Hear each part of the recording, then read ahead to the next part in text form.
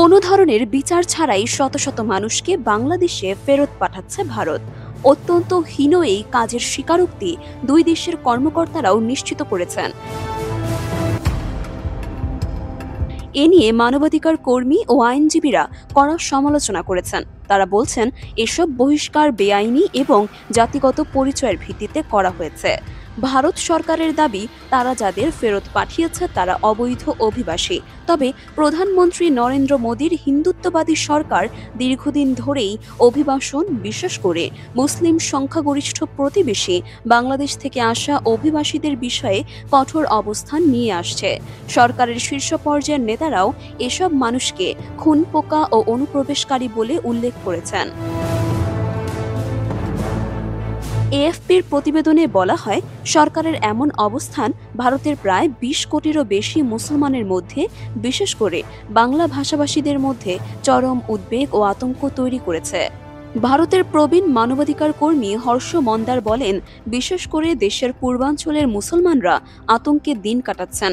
লাখো মানুষকে অস্তিত্ব সংকটে ফেলা হয়েছে।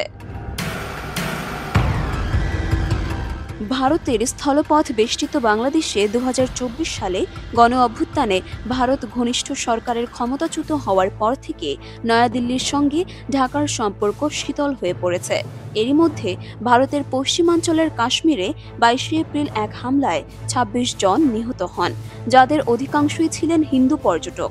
এরপর ভারতের নিরাপত্তা অভিযান আরও জোরদার হয়।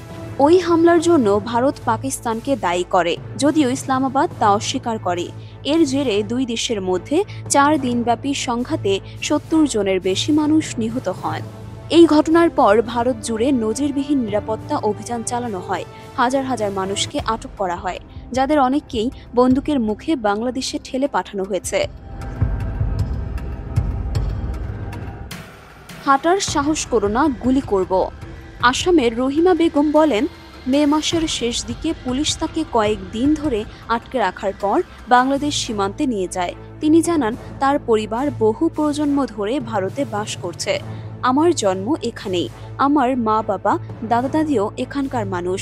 জানি না তারা আমার সঙ্গে এমন কেন করলো, কথাই জানান তিনি। পুলিশ তাকে আরও ৫ জন মুসলিমের সঙ্গে রাতের অন্ধকারে একটি জলাভূমিতে নামিয়ে দেয়। রহিমা জানান, তারা দূরে একটি গ্রামের দিকে দেখিয়ে বলল, ওদিকে হামাগুড়ি দিয়ে যাও। তারা হুমকি দিয়েছিল, দাঁড়িয়ে হাঁটার চেষ্টা করলে গুলি করবে। পরে বাংলাদেশের স্থানীয়রা তাদের খুঁজে পেয়ে বিজিবির কাছে হস্তান্তর করে। রহিমা জানান, বিজিবি সদস্যরা তাদের আবার ভারত সীমান্তের দিকে ফেরত পাঠায়।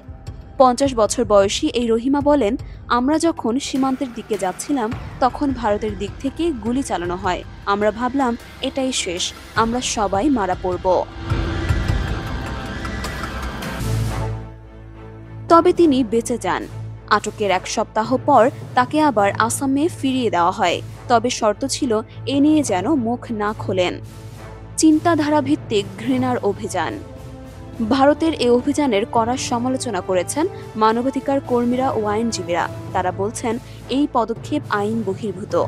নয়াদিল্লি ভিত্তিক মানবাধিকার আইনজীবী সঞ্জয় হেগড়ে বলেন, কোনো দেশ কাউকে ফেরত পাঠাতে পারে না যদি না অন্য দেশ তাকে গ্রহণে রাজি থাকে। তার ভাষায়, ভারতের আইন অনুসারে যথাযথ প্রক্রিয়া ছাড়া কাউকে বহিষ্কার করা বেআইনি। বাংলাদেশ জানিয়েছে, মে মাস থেকে ভারত ১,৬০০-রও বেশি মানুষকে জোরপূর্বক সীমান্ত পার করিয়েছে। তবে ভারতীয় সংবাদ মাধ্যমগুলো বলছে, প্রকৃত সংখ্যা ২৫০০ ছাড়িয়ে যেতে পারে।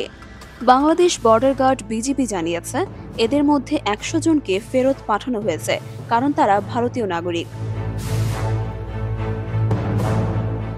ভারতের বিরুদ্ধে এর আগেও মিয়ানমারের রোহিঙ্গা মুসলিম শরণার্থীদের জোর করে ফেরত পাঠানোর অভিযোগ উঠেছে। তখন ভারতীয় নৌবাহিনী এসব মানুষকে যুদ্ধ বিধ্বস্ত মিয়ানমারের উপকূলে নামিয়ে দেয়। মানবাধিকার কর্মীদের মতে, বর্তমানে যাদের টার্গেট করা হচ্ছে তারা মূলত বিজেপি শাসিত রাজ্যগুলোর দরিদ্র মুসলিম শ্রমজীবী মানুষ। ভারতীয় কর্তৃপক্ষ এ বিষয়ে সাংবাদিকদের প্রশ্নের জবাব দেয়নি। তবে আসামের মুখ্যমন্ত্রী স্বীকার করেছেন, তার রাজ্য থেকে অন্তত ৩০০ জনকে বাংলাদেশ ফেরত পাঠানো হয়েছে। এদিকে গুজরাটের পুলিশ প্রধান জানিয়েছেন, রাজ্যে এখন পর্যন্ত ৬,৫০০-র বেশি মানুষকে আটক করা হয়েছে। এটি প্রধানমন্ত্রী নরেন্দ্র মোদী ও স্বরাষ্ট্রমন্ত্রী অমিত শাহর রাজ্য। অধিকাংশ আটক ব্যক্তি বাংলা ভাষাভাষী ছিলেন এবং পরবর্তীতে তাদের অনেককে ছেড়ে দেওয়া হয়। মানবাধিকার কর্মী হর্ষ মন্দার বলেন, যারা মুসলমান এবং বাংলা ভাষায় কথা বলেন তাদের পরিকল্পিতভাবে টার্গেট করা হচ্ছে। এটি একটি চিন্তাধারা ভিত্তিক ঘৃণার অভিযান। ৩৫ বছর বয়সী রাজমিস্ত্রি নাজিমুদ্দিন মণ্ডল জানান, মুম্বাইয়ে পুলিশ তাকে আটক করে এবং একটি সামরিক বিমানে করে ত্রিপুরা সীমান্তে নিয়ে যায়। সেখান থেকে বাংলাদেশে ঠেলে পাঠানো হয়। তিনি কোনো রকমে ফিরে এসেছেন এবং এখন পশ্চিমবঙ্গের নিজের জন্মভূমিতে রয়েছেন। নাজিমুদ্দিন মণ্ডল বলেন, আমি আমার সরকারি পরিচয়পত্র দেখালেও তারা শুনল না।